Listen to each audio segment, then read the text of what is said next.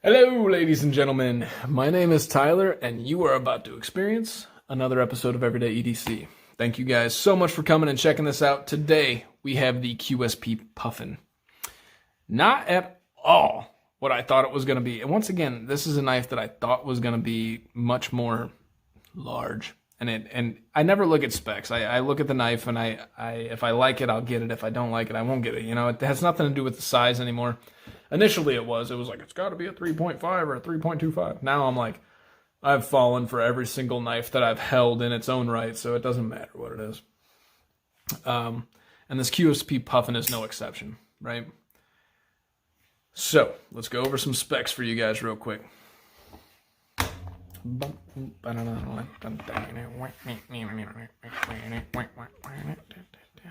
know why that's like my humming thing in between stuff. If anybody's ever seen Madagascar. So the weight's coming in at 3 ounces, 3.07 ounces. And 0.8 when you touch it. See if I touch it again, if it'll go to 0.9. Nope. Oh, wait. All right. Anyways, that little humming thing comes from Madagascar. And I guess when you got a kid and you watch that stuff, you kind of get used to it. The zebras singing Afro Circus, and it's hilarious. All right, so the blade.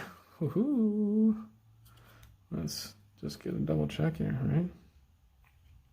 So this thing is going to be nice. So the blade stock is coming in at 120 thousandths. You know, it's between 120 and 110, so I'm going to guess 115 just because my micrometer sucks and my micrometer skills aren't probably the best. So the behind the edge thickness is saying 1.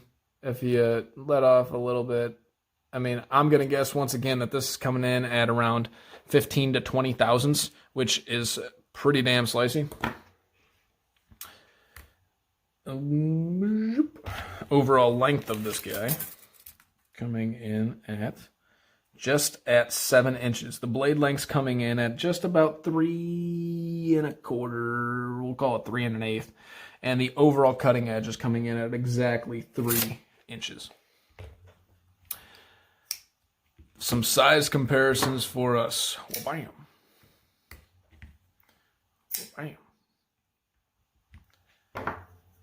Bam.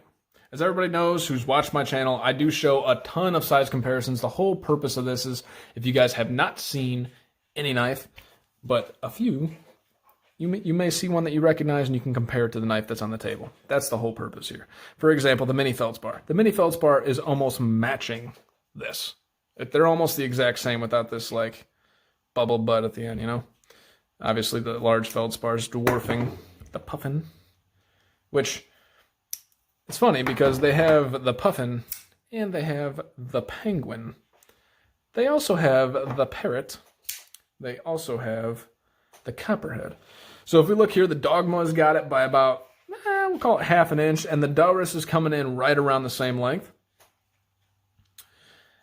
It does not have the Doris style profile. It kind of has a Dogma profile as far as the handle and everything goes, and but the length of the Doris, which is cool.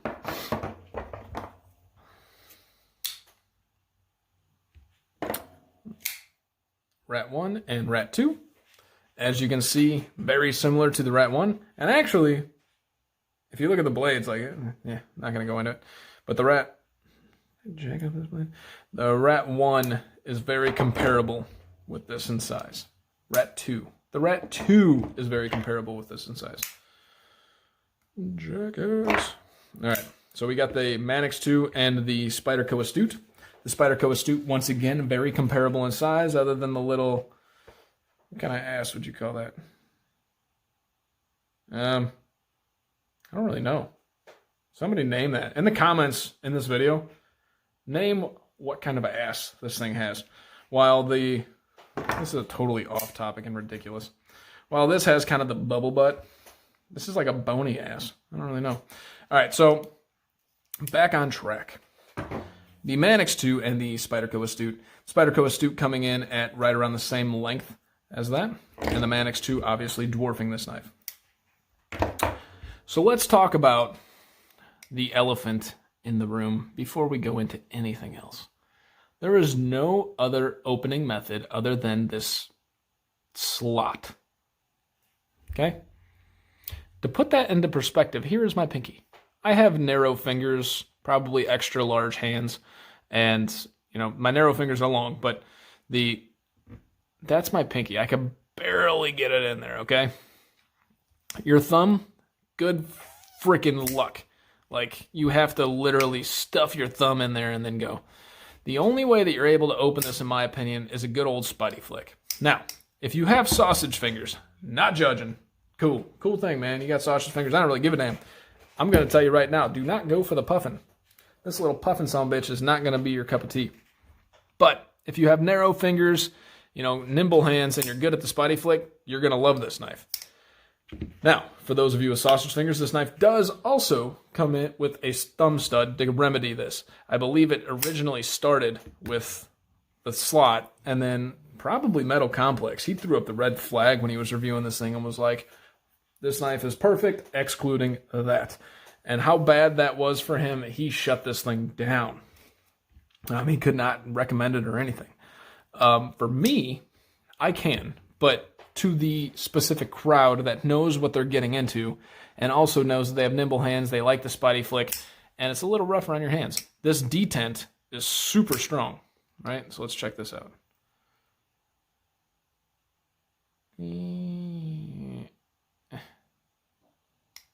All right, well, it just made an ass out of me. I promise you the detent's strong, because when you try to do that, it's not great.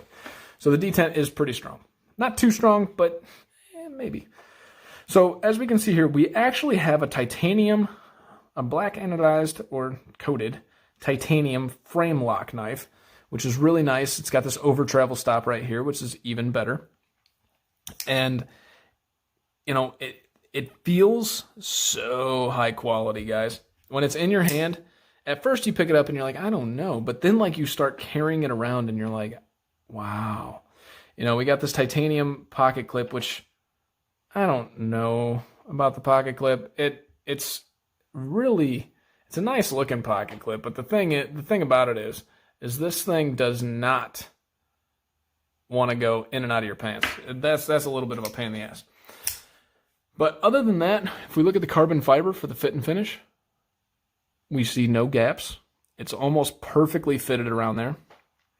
And obviously, Metal Complex did bring up how these don't match up. I don't know that they're supposed to. These little indentations there. I don't know that they're supposed to, but that doesn't really bother me. The blade shape is your typical drop point style blade shape. It's pretty nice.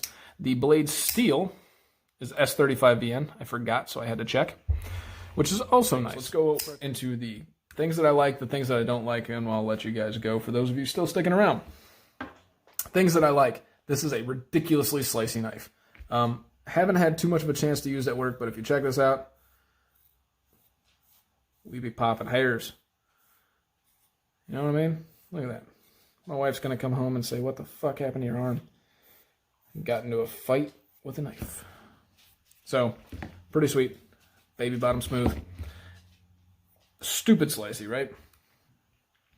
We got a lanyard hole, unobtrusive. I like that. The pocket clip, not deep carry, but not bad. But I hate how it gets stuck. It is not good enough. And so I guess I'm not doing the bad or the good. I'm just recapping because I have no format. There's a little bit of contoured on these carbon fiber inlay that's here. And the carbon fiber inlay is done very well. And it feels very well on the hand. The titanium frame with the over travel stop, we love that. And it is easy to manipulate. It's light, but not too light, right?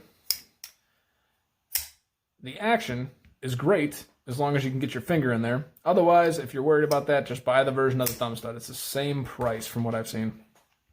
And this is just a tiny... This knife is probably my most gentlemanly carry knife because it just looks classy. I thoroughly enjoy this knife. It's not too much broadcasting on the blade. You got the QSP logo. You got the S35VN on there, which we love S35VN. Nothing wrong with that. The fit and finish is great. The action is great.